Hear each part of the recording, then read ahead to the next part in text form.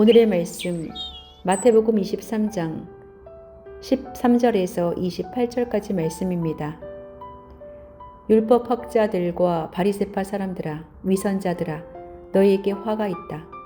너희는 사람들이 들어오지 못하도록 하늘나라의 문을 닫기 때문이다. 너희는 자기도 들어가지 않고 들어가려고 하는 사람도 들어가지 못하게 하고 있다. 율법 학자들과 바리새파 사람들아, 위선자들아, 너희에게 화가 있다. 너희는 개종자 한 사람을 만들려고 바다와 육지를 두루 다니다가 하나가 생기면 그를 너희보다 배나 더 못된 지옥의 자식으로 만들어버리기 때문이다. 눈먼 인도자들아, 너희에게 화가 있다. 너희는 말하기를 누구든지 성전을 두고 맹세하면 아무래도 좋으나 누구든지 성전의 금을 두고 맹세하면 지켜야 한다고 한다. 어리석고 눈먼 자들아, 어느 것이 더 중하냐, 금이냐, 그 금을 거룩하게 하는 성전이냐. 또 너희는 말하기를 누구든지 그 제단 위에 놓여있는 재물을 두고 맹세하면 지켜야 한다고 한다. 눈먼 자들아, 어느 것이 더 중하냐, 재물이냐, 그 재물을 거룩하게 하는 제단이냐. 제단을 두고 맹세하는 사람은 제단과 그 위에 있는 모든 것을 두고 맹세하는 것이요, 성전을 두고 맹세하는 사람은 성전과 그 안에 계신 분을 두고 맹세하는 것이다.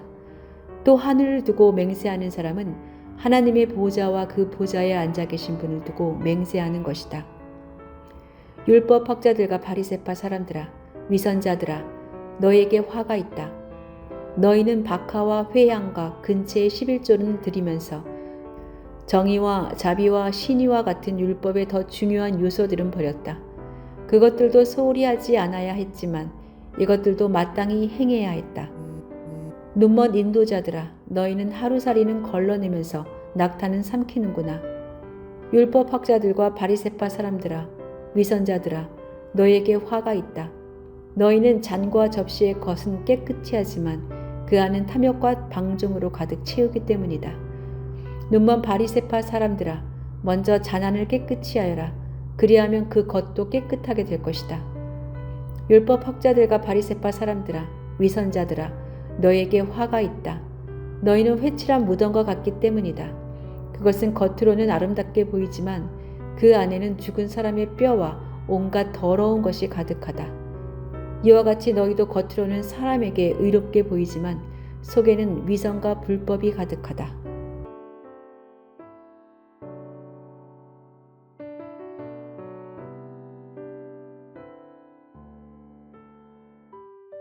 처음에 한 장의 그림을 보여주고 차례대로 따라 그리도록 하는 게임을 하다 보면 조금씩 그림이 바뀌다가 중간에 원본과는 전혀 다른 것이 강조되면서 그림이 전체적으로 다른 방향으로 흘러가는 것을 볼 수 있습니다.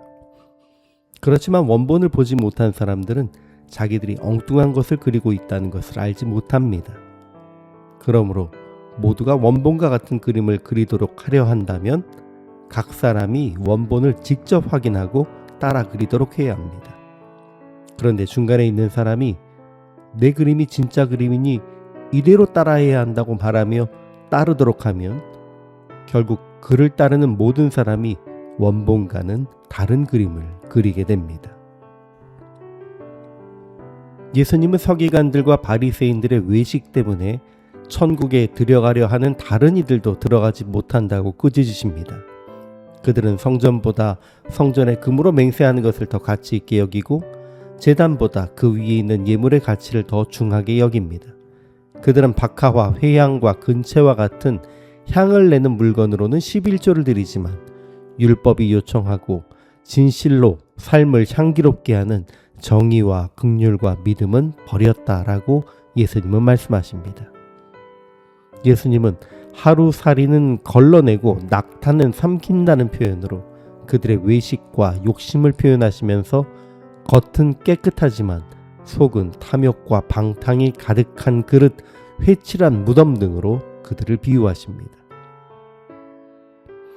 예수님께서 가장 분을 내시는 부분은 서기관과 바리새인들이 외식하면서 자기 욕심을 채우는 모습을 보고 배운 평범한 유대인들마저 천국으로 들어가지 못하게 되었기 때문입니다. 그들은 정의와 긍휼과 믿음을 실천한 이들을 하나님께서 은혜와 사랑으로 구원하신다는 진리를 덮어두고 율법을 문자적으로 해석하고 실천하는 종교적 행위와 규정된 제물을 드리는 것을 통해서 구원에 이를 수 있다며 백성들 앞에서 원본과는 다른 잘못된 모범을 보이고 그들마저 그렇게 살라고 강요합니다. 그들은 속은 어떠하든지 겉보기에만 깨끗하고 종교적인 삶을 살면 된다고 생각하는 이들입니다.